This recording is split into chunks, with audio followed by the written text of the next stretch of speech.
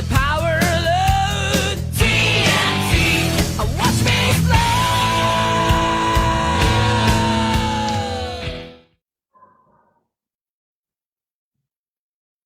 Buenas noches, bienvenidos al programa número 104 de Economía al Cuadrado. Acá, en este programa número 4 de la temporada número 4, nuevamente vamos a estar con un gran amigo de la casa hablando sobre el liberalismo, su historia en Inglaterra. Con nosotros, el gran Nicolás Moraz. Bueno, Diego, muchísimas gracias por tu invitación nuevamente. Yo la estoy pasando genial y ya a estas alturas no tengo duda de que estamos cumpliendo nuestro propósito de instruir al público en muchas cuestiones interesantes y espero que vayan a leer y no se queden solo con lo que nosotros decimos. Es que nosotros transmitimos ideas y nos gusta tirar señales de opciones de lectura, que la gente vaya a las fuentes, lea, se instruya, se forme. Porque cuanto más lo haga, menos o más baja va a ser la probabilidad de que los engañen, los adoctrinen, les mientan y entonces otros, como por ejemplo los pseudoliberales y los socialistas, que son dos formas de conservadurismo, hagan negocios a expensas de todos nosotros. Quería aprovechar porque cerramos el tema francés, pero me quedó dos cositas para decir. Además de todos los autores y figuras que ya citamos, no hay que olvidarse de que Francia parió anarquistas individualistas que, si bien no eran del todo liberales, son muy interesantes. Y uno de ellos, y a cuento de esto que comentás de los pseudoliberales y de los socialistas, yo te pasé un fragmento suyo, era Albert Libertad. Exactamente. ¿Te acordás de Albert Libertad? ¿Cómo escribe? Aparte. Tú eres el criminal, oh pueblo, puesto que tú eres el soberano. Eres, bien es cierto, el criminal inconsciente e ingenuo. Votas y no ves que eres tu propia víctima. Sin embargo, ¿no has experimentado lo suficiente que los diputados que prometen defenderte, como todos los gobiernos del mundo presente y pasado, son mentirosos e impotentes? Lo sabes y te quejas, lo sabes y los eliges. Los gobernantes, sean quienes sean, trabajaron y trabajarán por sus intereses, por los de su casta y los de sus camarillas. ¿Dónde y cómo podría ser de otro modo? Los gobernados son subalternos y explotados. ¿Conoces alguno que no lo sea? Y así empieza Albert Libertad su ensayo Criminal Elector. Hermoso, porque aparte la gente es muy básico darse cuenta.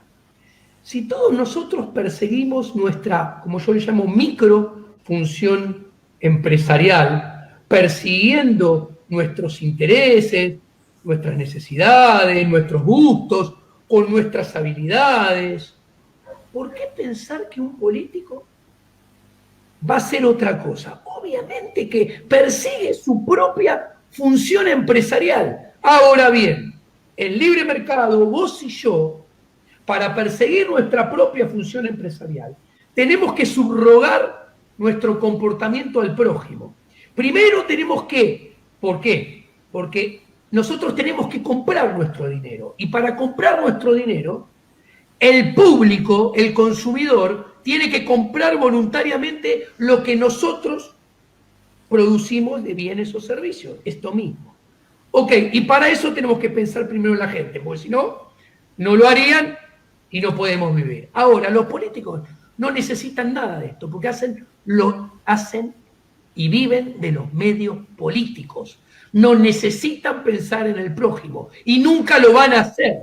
Por eso, cuando alguien escucha a un Javier Milei, a un Echevarne o al nombre que quiera diciendo que los va a proteger, sepan que les están mintiendo y los va a estafar. ¿Estás de acuerdo? Estoy totalmente de acuerdo. Y una cosa interesante que se me ocurrió mientras estabas comentando esto tan sabiamente es lo siguiente. La próxima vez que un socialista les diga que el liberalismo o que la sociedad de mercado es excluyente, contéstenle lo siguiente. Fue solo en las sociedades mercantiles y comerciales, desde la edad antigua, como lo estamos viendo, donde el conjunto de la población tuvo la oportunidad de encontrar un lugar. Sin embargo, en las sociedades militares, saqueadoras, parasitarias, donde el Estado tiene mucho más lugar que el mercado, siempre se condujo o a la muerte o al exterminio masivo de una parte de la población que sencillamente en ese esquema sobra. Pasó con la Rusia stalinista, pasó con la Roma empobrecida y esclavista, y pasará siempre. Así que si hay un verdadero modelo social inclusivo demostrado por la historia, es la sociedad mercantil, es la sociedad de la libertad.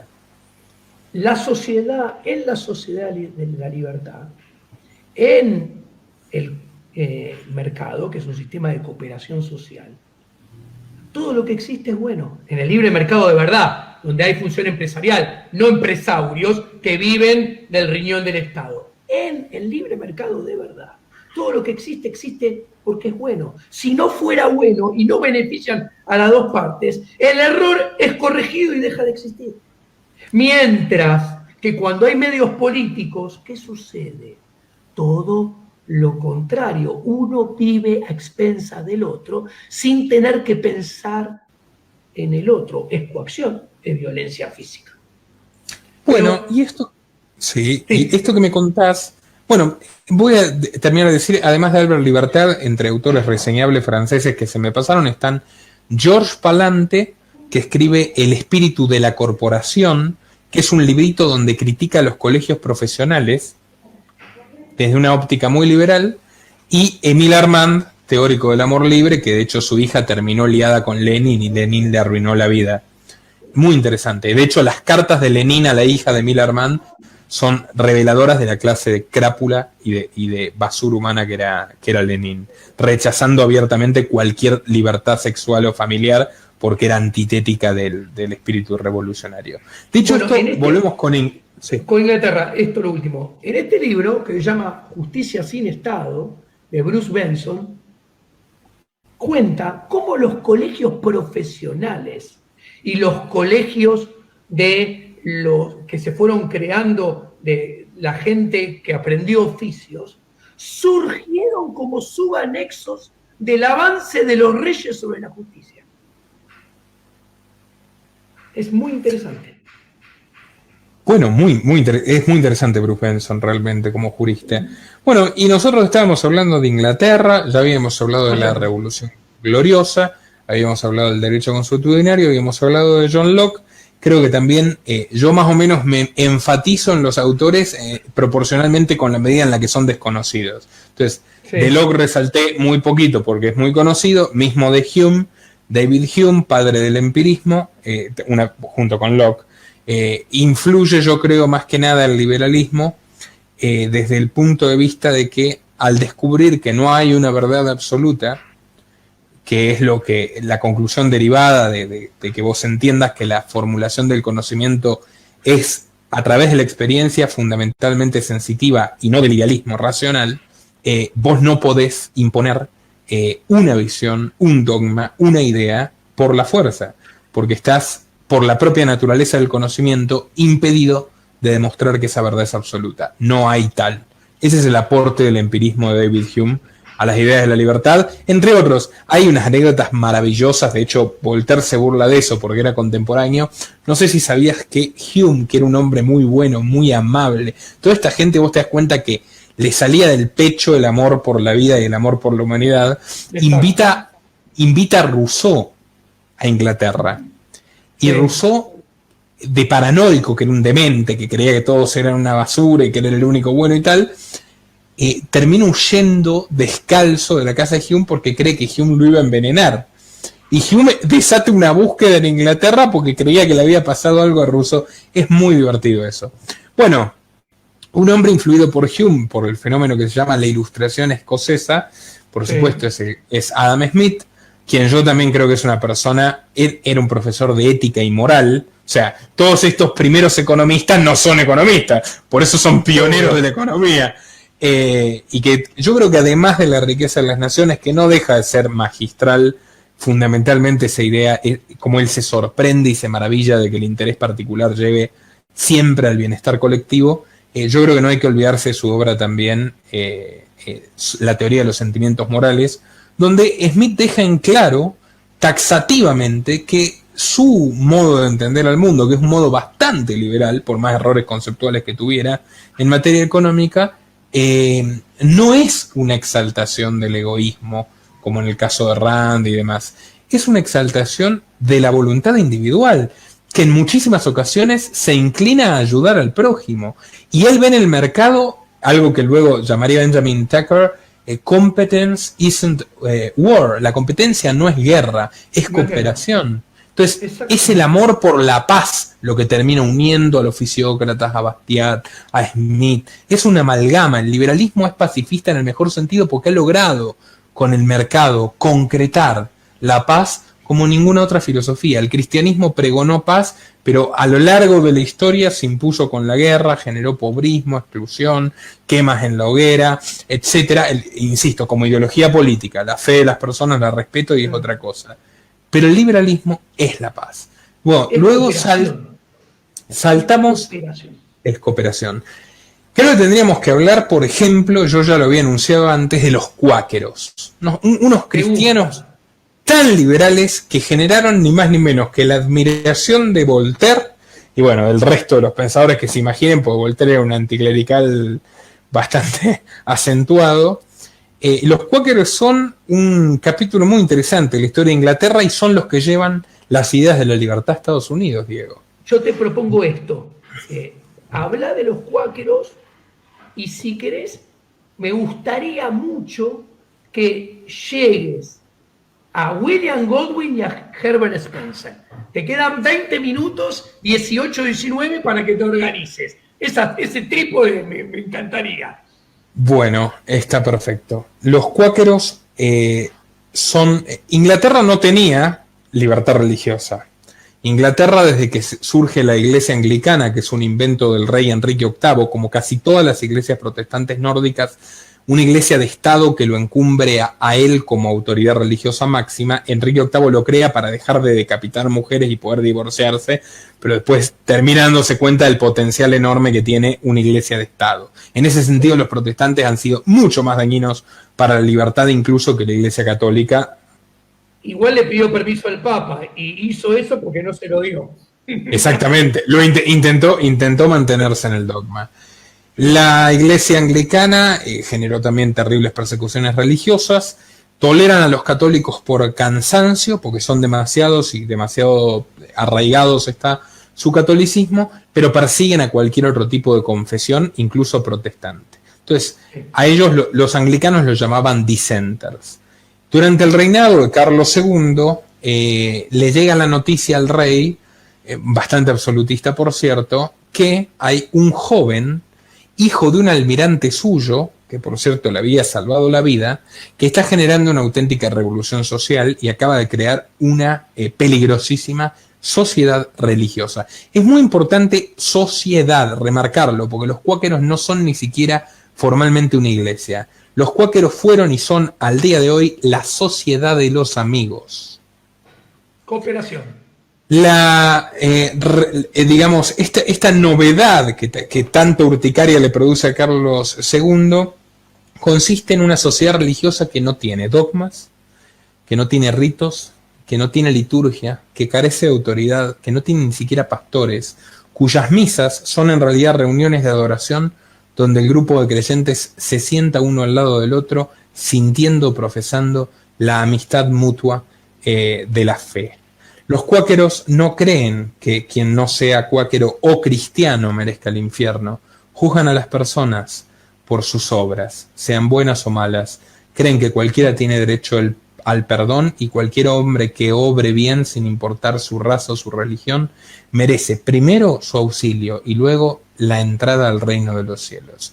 En resumen, los cuáqueros son una abominación para cualquier autoritario de la época. Carlos II cita al joven William Godwin a una reunión con él y le dice, William Penn, y le dice, joven Penn, ¿qué estás loco? ¿Qué estás haciendo? Yo voy a despojarte de todas tus propiedades, que son muchas. Y William Penn le contesta, ¿acaso crees que me importa el dinero? Si yo tengo dinero, pero no soy un hombre justo, seré el más pobre de todos los ingleses. Y entonces el rey redobla la apuesta, ya se empieza a enojar y dice, bueno, te voy a encerrar y no vas a volver a ver la luz del sol nunca en tu vida, mocoso caprichoso. Y Penn le contesta con absoluta seguridad, si yo claudico de lo que sé que es cierto para satisfacerte, no habrá luz que me redima porque habré perdido la luz de mi conciencia. Y ya el rey encolerizado le dice, bueno, ya está, de acá te mato directamente. Y el otro le dice, mátame, ¿tú crees que soy tan miserable como tú, que tengo miedo a dejar de existir? Haz lo que quieras, pero a mí no me vas a convencer de que yo deje de ser un hombre justo. El rey concluye directamente que matar a Penn sería una causus belli de guerra civil, que ese tipo, si lo mata, lo convierte en mártir, que es un peligro, y dice, bueno, hermano, ¿te acordás que tu viejo, en criollo, ¿no? ¿Te acuerdas que tu padre, Allende los mares, descubrió unos hermosos territorios en América? Vete tú y los tuyos ahí. Y lo fleta, ojo que quedan algunos cuáqueros en Inglaterra haciendo el bien, ya lo vamos a ver, y lo fleta a William Penn, y a los 20.000 cuáqueros creo, no estoy seguro, a lo que hoy llamamos Pensilvania. O sea, una región boscosa muy rica. William Penn en Pensilvania, su tierra, su finca, que supo ser la propiedad privada más extensa del planeta, en vez de comportarse como un tirano, en vez de comportarse siquiera como el dueño de la casa, lo que hace es lotearla y venderla, no regala los lotes, los vende, y a cada quien compre un lote a un precio bajísimo para la tierra de la que se trataba, que era muy buena, lo convertía en ciudadano de pleno derecho. ¿Vos creés que era un país de cuáqueros? No. Lo primero que hizo fue que cualquier esclavo que escapara de alguna colonia británica circundante pisaba Pensilvania y a él sí le regalaba tierra y lo convertía en ciudadano de pleno derecho. Los cuáqueros fueron los primeros activistas contra la esclavitud del mundo moderno. Liberaron a miles de negros y les otorgaron plenitud de derechos en Pensilvania. William Penn. William Penn redactó de su puño y letra una constitución en la cual se basa la constitución estadounidense. La constitución de William Penn, que es décadas anterior, establecía... ¿Querés silenciar el micro, Diego? Porque se escucha mucha interferencia. La constitución de William Penn establecía un mandato máximo de 3 años, incluso la imposibilidad de cobrar impuestos sin consentimiento. Y hay algo interesantísimo en la obra de Murray Rothbard, en el libro Concebido en Libertad, que es que cuando Penn envejece y se vuelve un poco más mañoso, descubre que Pensilvania, como no podía ser de otra forma, es una sociedad extremadamente plural, bastante próspera, y él ya con ciertas mañas dice, bueno, a ver, tenemos que cobrar unos impuestos para financiar a la policía, y la gente se niega. Le dice, Penn, muchas gracias por todo lo que hiciste por nosotros, pero no vamos a pagar impuestos. Vos no dijiste que no íbamos a pagar impuestos. Y pacíficamente se rebelan contra Penn. Entonces Penn termina tolerando un experimento anarquista que, si no recuerdo mal, duró 9 años, anarquía de propiedad privada, de respeto irrestricto entre la gente, donde no hubo ningún tipo de autoridad gubernamental en Pensilvania, que de por sí Penn lo llamaba el santo experimento, y vaya que le doy la razón. Una acotación y seguís 15 segundos me tomó.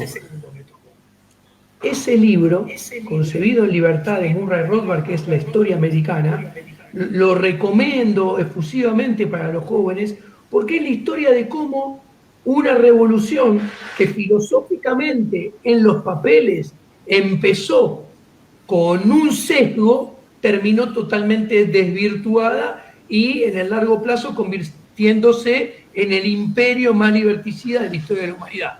¿Me equivoco? ¿Coincidís? Coincido completamente, Diego. Muy interesante.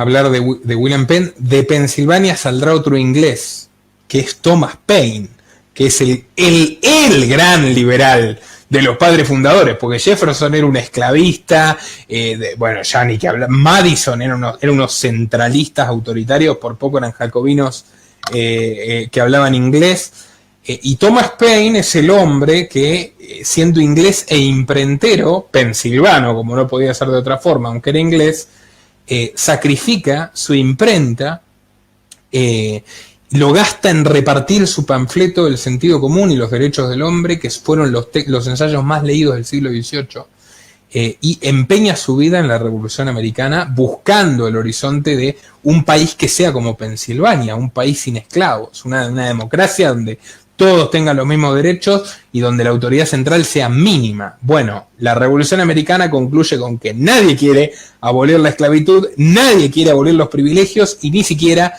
quieren permitir una verdadera libertad de expresión. Cunde el puritanismo protestante, de base más bien metodista y de influencia anglicana. No respetan a los cuáqueros y mucho menos respetan a Thomas Paine, que escribe un libro criticando el puritanismo religioso y en general el monoteísmo, perdón, en general el teísmo, porque él es deísta, que se llama La Edad de la Razón, y se ve obligado a ir a Francia, que como ya contamos también lo van a perseguir en Francia. De Thomas Paine yo rescato muchas cosas: el antirracismo, el antiimperialismo. Vos bien me indicaste cuando estábamos hablando entre nosotros que se le puede perdonar perfectamente su optimismo a la democracia, entregó su propia vida en esa utopía, pero termina engendrando un amigo y discípulo que se llama William Godwin. Y William Godwin, amigo de Penn, quien lo ayuda a escaparse de la cárcel en Francia para que no lo guillotinen los jacobinos, William Godwin es el padre del anarquismo moderno. Y no solo eso, si bien William Godwin tiene algunas teorías colectivistas de propiedad que tienen que ver con interpretaciones de cosas de las que habló Paine sobre la Tierra, William Godwin es netamente liberal en lo político, concluye que la única, viendo la experiencia del pobre Paine, que la única forma de concretar el proyecto de la libertad va a ser finalmente aboliendo al Estado, pero entre tanto, lejos de ser un utópico o un inútil, no solo le salvó la vida a su amigo, sino que formuló las garantías judiciales que muchos gobiernos, empezando por el inglés, adoptaron como un contrapeso de la parte imputada contra la parte acusada. O sea, las garantías procesales, los derechos procesales de los que gozamos hoy en día, los formuló un anarquista, amigo y discípulo de Thomas Paine, que era William Godwin. Luego tenemos unos ingleses muy despreciables, que son, bueno, no tan despreciables tal vez, pero bastante despreciables, que son los utilitaristas, que son el comienzo del fin del liberalismo. El riquísimo Jeremy Bentham, su amigo James Mill, y el hijo de James y ahijado de Jeremy, John Stuart Mill, que de hecho fue el primer autor que yo leí. Sí. ¿Puedo contar algo? Es muy importante entender por qué el utilitarismo es el principio del fin. El único utilitarismo posible es el individual, porque, repito, conozco mi gusto, mis preferencias, mis habilidades, mis necesidades y mi restricción presupuestaria. Entonces yo puedo construir, tengo información y tengo el poder moral de construir mi función de bienestar y correr detrás de mi felicidad, mientras que no joda ni la propiedad privada ni el producido de la propiedad privada de nadie. Listo. Esto es muy importante. Pero el utilitarismo colectivo, que es la piedra fundamental, angular del conservadurismo y del socialismo, no solamente es totalmente inválido porque no se puede construir y es inmoral construir, además que no se puede, una función de bienestar, sino porque justifica cualquier cosa. Por utilitarismo se puede justificar persiguiendo cualquier fin las atrocidades más inmorales de la historia de la humanidad. Listo, te entrego la palabra. De hecho, es irónico, pero Bentham, el padre del utilitarismo, era socio comercial del padre del socialismo inglés, Robert Owen. Mira, no sabía eso. Y gestionó capitales para que Robert Owen instale en Estados Unidos la primer colonia comunista laica de la historia, New Harmony, que da, lo vamos a hablar en el liberalismo americano, es extraordinaria la experiencia de cómo fracasó miserablemente el comunismo y terminó engendrando una colonia liberal anarquista de libre mercado que sí funcionó. Pero bueno, esto yo creo que ya va a ser para el segundo programa. Vamos a tener que seguir hablando porque no vamos a llegar ni a Spencer ni a una cosa maravillosa que yo quiero explicar, que es la escuela de Manchester, pero sí comento de algunos ingleses interesantes, porque Inglaterra generó gran diversidad de pensamiento liberal, no solo pensamiento liberal. Por ejemplo, tenemos a quienes yo creo que si hubieran dominado la izquierda, este mundo sería un lugar infinitamente mejor del que es, que fueron los socialistas ricardianos. Fundados en lo que podríamos considerar un error doctrinario de David Ricardo respecto a lo que él creía que era la tasa decreciente de ganancia, no tenía en cuenta la innovación técnica, etc. El marinero Thomas Hodgkin escribió un tratado que se llama Economía Política Popular. Thomas Hodgkin era editor en jefe de la revista The Economist, antes de que la compren los Rothschilds. De hecho, fue el jefe de un joven Herbert Spencer, del cual ya hablaremos en el próximo episodio. Ambos escribían en la primera revista económica especializada del mundo. Y Hodgkin postulaba que la verdadera descentralización de la riqueza no provenía, y en esto yo le doy toda la razón, no provendría jamás de la planificación estatal centralizada, sino que objetivamente provenía de la libre competencia del mercado. Entonces Thomas Hodgkin se paró de mano frente a los socialistas autoritarios como Owen y otros que empezaban a surgir años antes de que aparezca Marx, y dijo: la única vía a un socialismo justo y deseable es la más absoluta libertad económica sin privilegio de ningún tipo. Eso nos va a llevar a una sociedad equitativa y mucho más justa que lo que proponen los socialistas intervencionistas. Esa corriente fue clave en las revoluciones de 1833 y frenó el avance del marxismo en Inglaterra. Muy interesante esto de Thomas Hodgkin. Otro liberal de la misma década, de 1830, que me parece... También Thomas Hodgkin fue pionero de la libertad sindical. O sea, los liberales clásicos fueron los padres de la libertad sindical, porque estos sindicatos paraestatales mafiosos de ahora no tienen nada que ver con los sindicatos voluntarios, que son una institución netamente liberal, fundamental, la asociación de los obreros libre y voluntaria, sin obligar a nadie. Así que bueno, y otro liberal muy interesante de esta década, de 1830, es Samuel Smiles, que yo te pasé el libro. El autor del libro Self-Help, Ayúdate a ti mismo, que muy lejos de ser una prédica de Pablo Coelho, es en realidad una semblanza que hace Samuel Smiles, que era escocés, que era discípulo de Adam Smith, de los grandes inventores de la Revolución Industrial, que eran casi todos hombres autodidactas, incluso de origen humilde, que a través de la perseverancia y de la libre competencia, sin ninguna prebenda, sin educación pública, sin ninguna de las cosas de las que hablan ahora los pseudoliberales, crearon tecnologías maravillosas que sacaron de la pobreza a muchísima gente, que innovaron, que mejoraron la vida del prójimo y se convirtieron en ricos honestamente. Samuel Smiles, Ayúdate a ti mismo. Y en el capítulo que viene... Sí, Samuel Smiles, Self-Help. Ese libro, más un libro de la historia de la educación pública, es el combo ideal para entender que no hay que rasgarse las vestiduras para que los pibes vayan al sistema de educación formal. Al contrario, hay que ir por una desescolarización paulatina que tiene que empezar por nuestras cabezas. Porque el camino de la evolución hacia la revolución de la libertad empieza con la desescolarización del sistema de adoctrinamiento en la religión, del Estado, los burócratas y las políticas públicas, que es el sistema educativo formal. Perfecto, Diego. O sea, y doy fe yo que dejé el secundario, no tengo título secundario y creo que muchos coinciden en que no lo necesito. Y muchos coinciden que saben mucho más que todo lo que lo terminamos. Dicho esto, en el próximo capítulo les quiero hablar de las dos cumbres del liberalismo clásico inglés, que son la Escuela de Manchester de Richard Cobden y John Bright, que son dos hombres que transformaron por última vez para bien a Inglaterra, y del más grande sociólogo, desde mi opinión, de todos los tiempos, Herbert Spencer. Así que bueno, será en la próxima. En la próxima. En el programa 105 vamos a empezar con eso y después vamos a ir a Estados Unidos. Uf, ¿Qué te parece? tenemos para largo, me parece excelente, Diego. Y después a escuela austríaca y ya seguiremos con esta historia del liberalismo, que nos gusta decir liberalismo radical. Así es. Te agradezco mucho tu generosidad, la pasé muy bien, me divertí y realmente es un canto al placer compartir estas charlas contigo, que no las puedo compartir con mucha gente, desgraciadamente. Muchísimas gracias, Diego. Pienso lo mismo y me honra mucho esta posibilidad que me estás dando. Bueno, hasta la semana que viene. Así será. Muchas gracias, Nicolás.